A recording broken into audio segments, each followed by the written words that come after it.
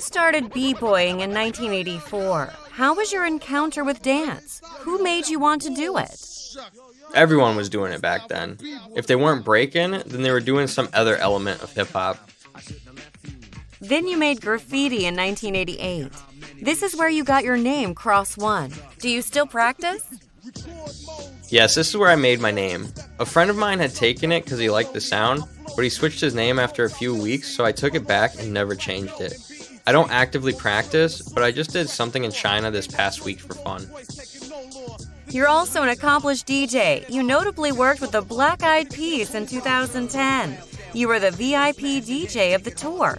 What is your relationship to music in relation to your events? For my events, I just hire the DJs to do the job.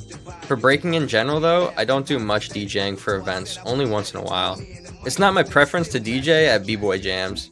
I'm more of a club DJ, so I DJ a lot of after parties or just clubs and bars in general when I'm home or out of town. In 1997, the same year that the creation of Freestyle Session, you created a video distribution company to distribute all the important videos of b-boying events. Then in 2003, you opened first clothing store called Armory, which still exists. You have the business sense.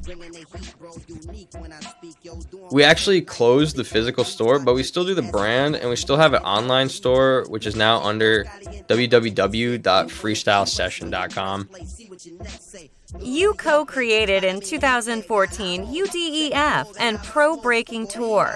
Can you explain to us the purpose of this foundation, and what are your artistic directions with this structure? Basically, myself and Steve Graham got together, and I had a version of what we could do, and he believed in it and actually put a lot of extra things from money to ideas into it as well. We basically want to push the professional aspect of the dance forward. Up until UDF was formed, sometimes you would go to events and not even know if you would actually win the money that was promised. Events on our tour are guaranteed with the money winnings. Also, we do outreach type programs, workshop series, and a ton of things, with more in the works. We bring in community media to cover events and work directly with promoters across the US, but yeah, mainly to push breaking forward. In 1996, you lived in Japan. Can you describe how they live the hip-hop culture, their lifestyle? Are they different from France and the USA? Japan is legit. I'm half Japanese, so I always went to Japan every few years. I speak a bit as well, not as well as I'd like since all my friends out there want to learn English. Japanese people are serious about their craft, serious about hip-hop, and dig and learn as much as they can about it all for the most part. They're definitely different in their own way compared to other countries.